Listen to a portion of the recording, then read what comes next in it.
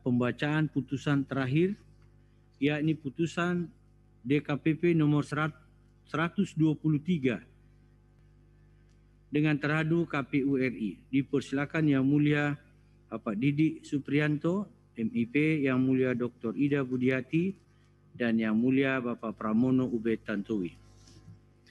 Terima kasih Ketua Majelis.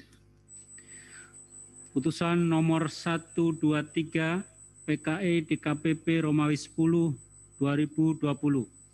Dewan Kehormatan Penyelenggara Pemilu Republik Indonesia demi keadilan dan kehormatan penyelenggara pemilu memeriksa dan memutus pada tingkat pertama dan terakhir pengaduan nomor 120P dan seterusnya yang diregistrasi dengan perkara nomor 123 dan seterusnya, menjatuhkan putusan atas dugaan pelanggaran kode etik penyelenggara pemilu yang diajukan oleh pengadu, nama, jupri, jabatan, wiraswasta masyarakat, alamat, Jalan Ratu di Balau, Gang Dame 6, Tanjung Senang, Bandar Lampung. Selanjutnya disebut sebagai pengadu terhadap teradu nama Arif Budiman, jabatan Ketua KPU, alamat Jalan Imam Bonjol nomor 29, Jakarta Pusat. Selanjutnya disebut sebagai teradu.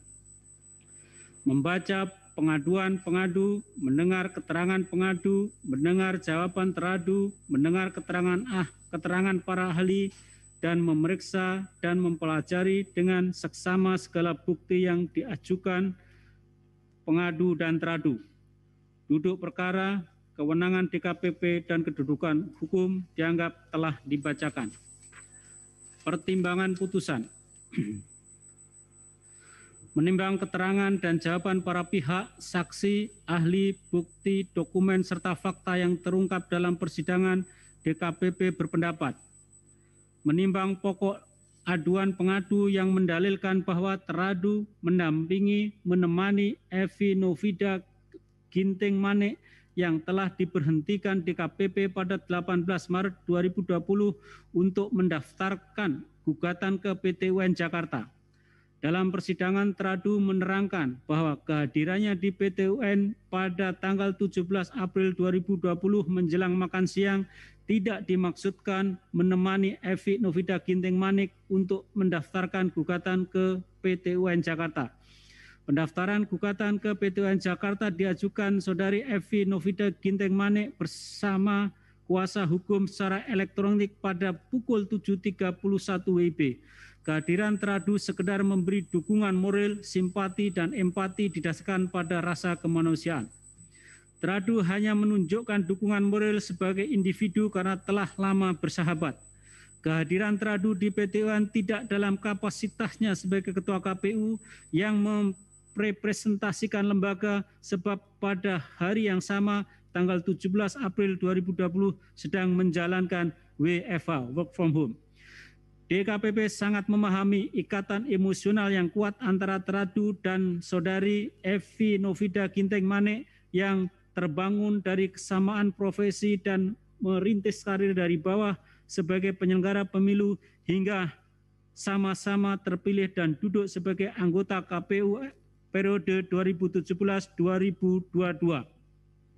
Namun demikian, ikatan emosional tidak sepatutnya menutup atau mematikan sense of ethic dalam melakoni aktivitas individual yang bersifat pribadi, karena di dalam diri teradu melekat jabatan Ketua KPU merangkap anggota KPU yang tidak memiliki ikatan emosional dengan siapapun kecuali ketentuan-ketentuan hukum dan etika jabatan sebagai penyelenggara pemilu. Dalam kedudukan sebagai ketua merangkap anggota KPU, seharusnya teradu dapat menempatkan diri pada tempat dan waktu yang tepat di ruang publik dan tidak terjebak dalam tindakan dan perbuatan yang bersifat personal emosional yang menyeret lembaga hingga berimplikasi pada kesan pembangkangan dan tidak menghormati putusan DKPP nomor 317 dan seterusnya yang bersifat final dan mengikat.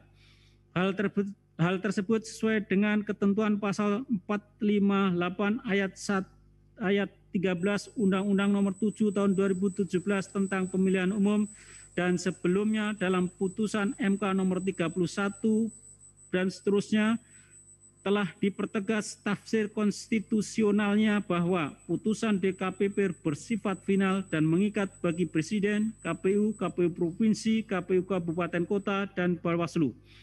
Kehadiran teradu dalam setiap kesempatan di ruang-ruang publik menyertai dan mendampingi Saudara Evi Novita Ginting Manik dalam usaha memperjuangkan hak-haknya menyebabkan KPU secara kelembagaan terkesan menjadi pendukung utama dalam melakukan perlawanan terhadap putusan DKPP. Sikap dan tindakan teradu tersebut bertentangan dengan kode etik bahwa setiap penyelenggara pemilu wajib menghargai sesama lembaga penyelenggara pemilu sesuai ketentuan pasal 157 ayat 1 Undang-Undang nomor 7 tahun 2017. DKPP mempunyai mandat untuk menjaga kemandirian, integritas, dan kredibilitas penyelenggara pemilu. Ketentuan tersebut mempunyai makna bahwa pelaksanaan tugas DKPP memeriksa dan memutus dengan pelanggaran kode etik bertujuan menjaga kehormatan lembaga penyelenggara pemilu dari perilaku individu-individu yang terbukti mereduksi atau menghancurkan kemandirian dan kredibilitas institusi, diberi sanksi agar kepercayaan publik terhadap penyelenggara pemilu tetap terjaga. Untuk itu seharusnya dipahami bahwa adresat vonis DKPP ditujukan kepada individu penyelenggara pemilu, bukan lembaganya. Sehingga putusan DKPP tidak sepatutnya direspon menggunakan simbol lembaga hadir di PT UN Jakarta. Sikap dan tindakan teradu menunjukkan tidak adanya penghormatan terhadap tugas dan wewenang sesama penyelenggara pemilu. Sekalipun teradu menyatakan kehadiran teradu dalam ruang-ruang publik mendampingi dan menemani Saudari Evi Novita Ginting Manik sebagai bentuk dukungan yang bersifat pribadi sebagai sahabat, namun menurut DKPP hal tersebut merupakan bentuk penyalahgunaan wewenang secara negatif atau tidak langsung sebab jabatan menjadi bagian yang tidak terpisahkan dan tetap senantiasa melekat pada setiap perbuatan dan tindakan teradu di ruang publik. Berdasarkan hal tersebut, teradu melanggar pasal 14 huruf C junto pasal 15 huruf A dan huruf D junto pasal 19 huruf C dan huruf E Peraturan DKPP nomor 2 tahun 2017 tentang kode etik dan pedoman perilaku penyelenggara pemilu. Dengan demikian, dalil aduan pengadu terbukti dan jawaban teradu tidak meyakinkan DKPP. Teradu terbukti melanggar kode etik dan pedoman penyelenggara pemilu. Menimbang terungkap fakta dalam sidang pemeriksaan bahwa surat KPU nomor 663 dan seterusnya tanggal 18 Agustus 2020 diterbitkan oleh teradu sebagai tindak lanjut surat Kementerian Sekretariat Negara Republik Indonesia nomor B210 dan seterusnya tertanggal 13 Agustus 2020 yang ditandatangani oleh PLT Deputi Administrasi Aparatur yang berbunyi. Sehubungan dengan hal tersebut di atas, kami harapkan kiranya petikan keputusan Presiden tersebut dapat disampaikan kepada yang bersangkutan untuk dapat dipergunakan sebagaimana mestinya. Substansi surat Kementerian Sekretariat Negara, aku meminta kepada teradu untuk menyampaikan keputusan Presiden nomor 83P tahun 2020 sebagai tindak lanjut putusan nomor 82 PT UN Jakarta yang mewajibkan tergugat dalam hal ini Presiden untuk mencabut keputusan Presiden nomor 34 tahun 2020. Dalam surat Kementerian Sekretariat Negara tersebut tidak terdapat frasa atau ketentuan yang memerintahkan atau mengamanatkan teradu untuk mengangkat dan mengaktifkan kembali Saudara Evi Novita Ginting sebagai anggota KPU periode 2017-2022.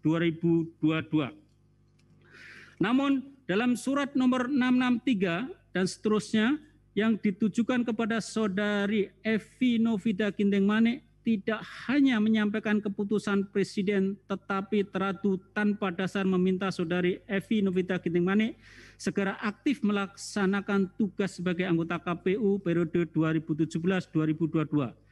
Tindakan teradu meminta Saudara Evi Novita Ginting Manik aktif kembali merupakan bentuk penyalahgunaan wewenang baik dalam kategori melampaui kewenangan dalam pengertian tindakan bertentangan dengan ketentuan hukum maupun dalam kategori mencampur adukan kewenangan dalam pengertian bertindak di luar materi kewenangan.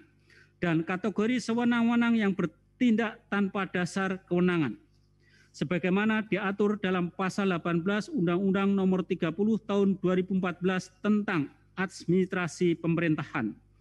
Kedudukan Tradu selaku Ketua KPU termasuk sebagai pejabat administrasi sepatutnya secara profesional dapat membaca dengan teliti dan penuh kehati-hatian setiap substansi tindakan administrasi dan atau keputusan administrasi dari pejabat yang berwenang untuk ditindaklanjuti. Keputusan Presiden nomor 83P tahun 2020 tentang pencabutan keputusan Presiden nomor 34P tahun 2020 sebagai tindak lanjut dari putusan nomor 82 PT UN Jakarta. Amar putusan kedua putusan nomor 82 PT UN Jakarta menyatakan batal keputusan Presiden Republik Indonesia nomor 34P tahun 2020 tentang pemberhentian dengan tidak hormat anggota KPU masa jabatan 2017-2022. Amar ketiga mewajibkan tergugat untuk mencabut keputusan Presiden Republik Indonesia nomor 34P tahun 2020 tentang pemberhentian dengan tidak hormat anggota KPU masa jabatan 2017-2022. Amar keempat mewajibkan tergugat untuk merehabilitasi nama baik dan memulihkan kedudukan penggugat sebagai anggota Komisi Pemilihan Umum masa jabatan 2017-2022 seperti semula sebelum diberhentikan. Memperhatikan keputusan Presiden nomor 83P tahun 2020 tentang pencabutan keputusan Presiden nomor 34P tahun 2020.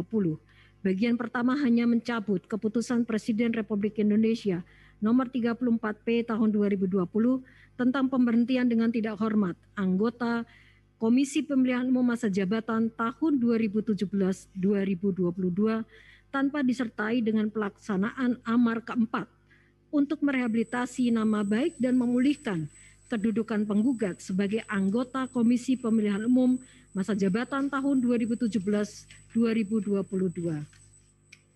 Seperti semula sebelum diberhentikan.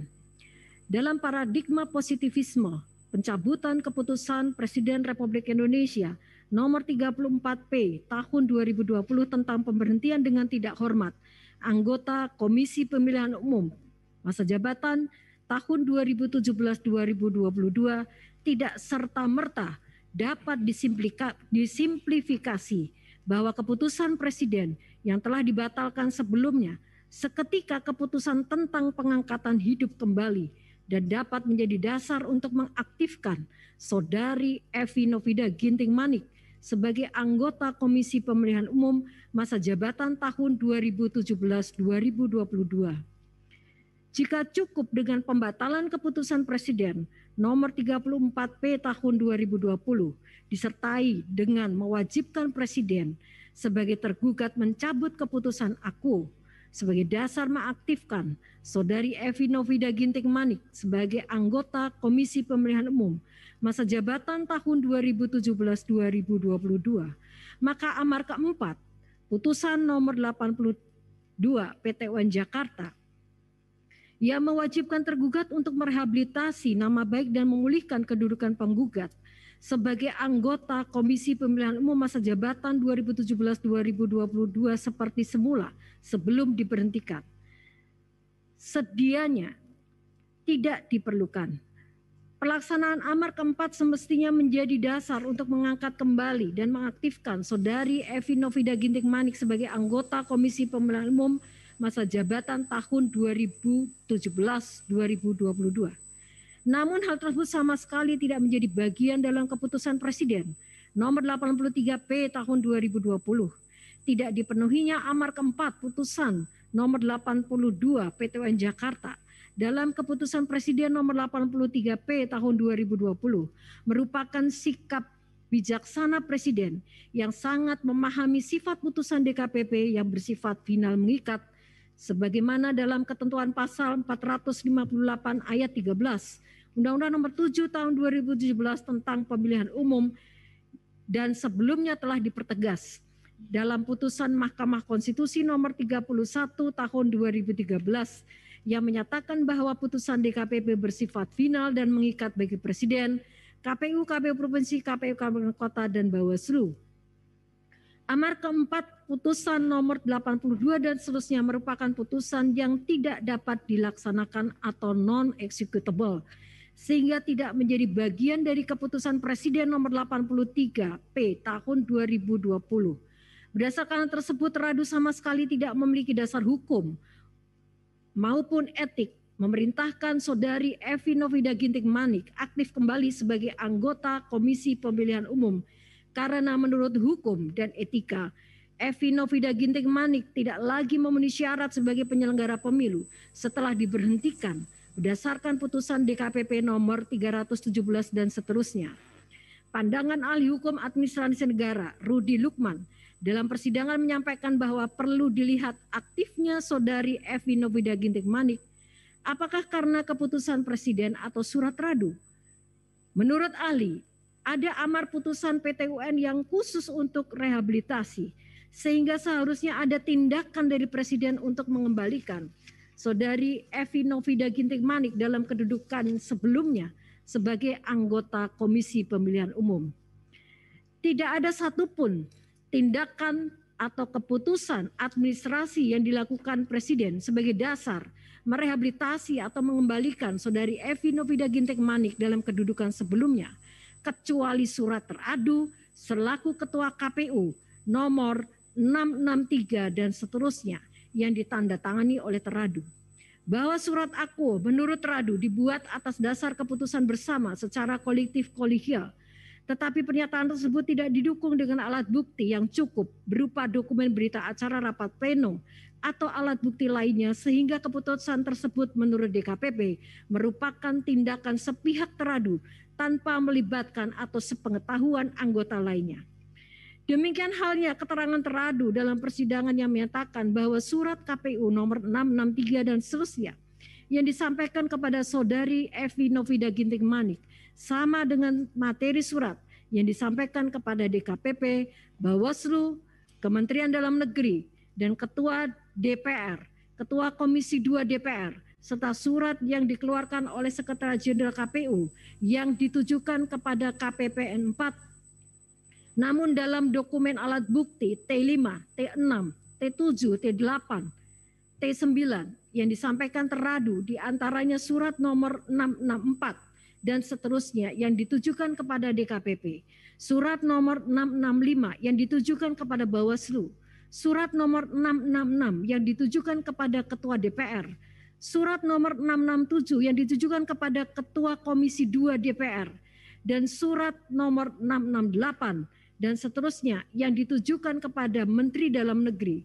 memiliki materi yang berbeda dengan surat KPU nomor 663 dan seterusnya yang secara khusus menambahkan klausul yang meminta Saudari Evi Novida Ginting Manik aktif melaksanakan tugas sebagai anggota KPU periode 2017-2022.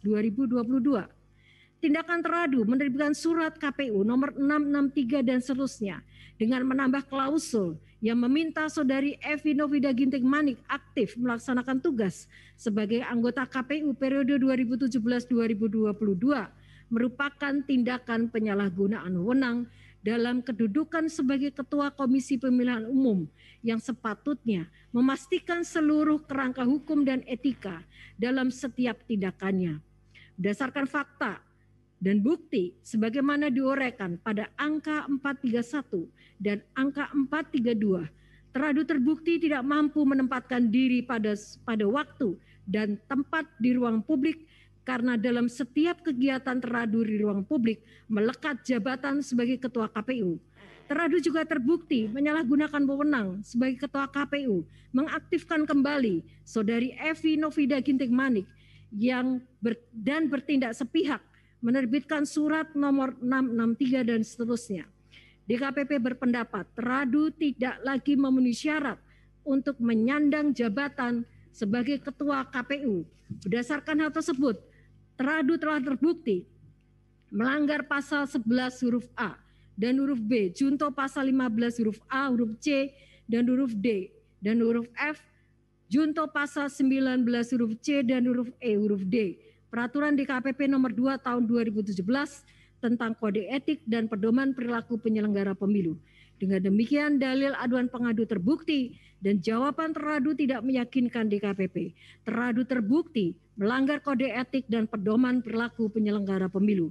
Menimbang dalil pengadu selebihnya, DKPP tidak relevan untuk mempertimbangkan. Kesimpulan, berdasarkan atas belian fakta yang terungkap dalam persidangan sebagaimana diuraikan di atas telah memeriksa keterangan pengadu, memeriksa jawaban keterangan teradu, memeriksa keterangan ahli, dan memeriksa segala bukti dokumen pengadu, DKPP menyimpulkan 1.